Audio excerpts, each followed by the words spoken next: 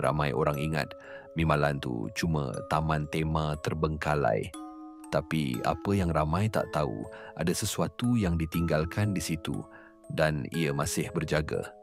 Cerita ni datang dari seorang bernama Arif, jurugambar bebas yang suka masuk lokasi terbengkalai untuk buat konten paranormal.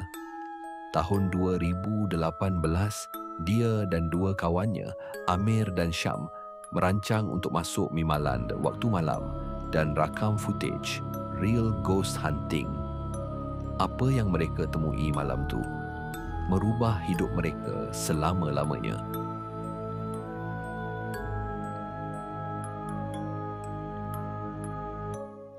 Mereka masuk ikut celah pagar dekat kawasan belakang sekitar jam 11 malam. Dengan hanya berbekalkan lampu suluh dan kamera, mereka rakam sambil berseloroh.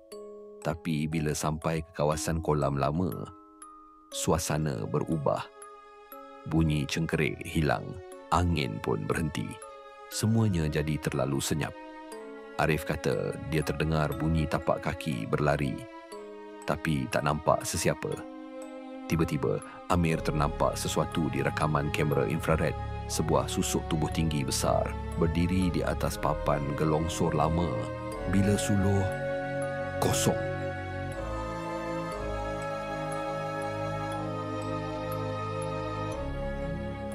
Mereka teruskan perjalanan ke kawasan Taman Dinosaur. Di situ, Syam perasan tapak kaki, tapi peliknya tapak tu berdarah dan membawa ke arah pondok lama yang hampir roboh. Bau hangit tiba-tiba memenuhi udara. Arif kata masa tu jantung dia rasa macam nak pecah. Dia buka walkie-talkie kecil yang mereka bawa dan keluar suara yang sangat pelik, serak dan dalam. Kau dah masuk, jangan keluar.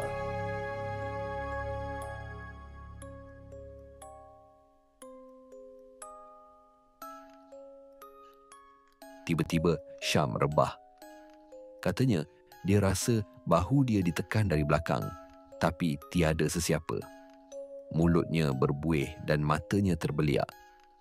Arif dan Amir cuba angkat dia, tapi waktu tu semua lampu suluh mati serentak. Dalam gelap tu, Arif nampak bayangan lelaki tua, memakai pakaian serba putih, berdiri di tepi pintu pagar besi yang berkarat. Lelaki tu tak bergerak, tapi suara serak tadi muncul lagi. Kali ni lebih dekat. Aku penjaga di sini. Kau tak sepatutnya masuk. Tiba-tiba Syam tersedar dan menjerit.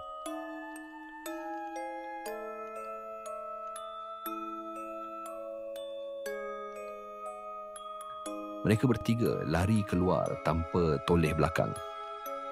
Syam sepanjang jalan menangis dan meracau, sebut nama Tok Hitam. Tok Hitam. Berulang kali. Bila sampai luar, dia pengsan dan terpaksa dibawa ke hospital. Sejak hari itu, Syam tak pernah bercakap tentang kejadian tu lagi. Malah, dia berhenti kerja, pindah balik kampung dan tak sentuh kamera sampai sekarang. Beberapa bulan kemudian, Arif terima mesej dari nombor tak dikenali. Hanya satu gambar yang dihantar. Gambar pondok usang dalam Mimalan dengan seorang lelaki tua berpakaian putih sedang berdiri dan memandang tepat ke kamera. Tiada caption, tiada lokasi, tapi Arif tahu dia masih diperhati.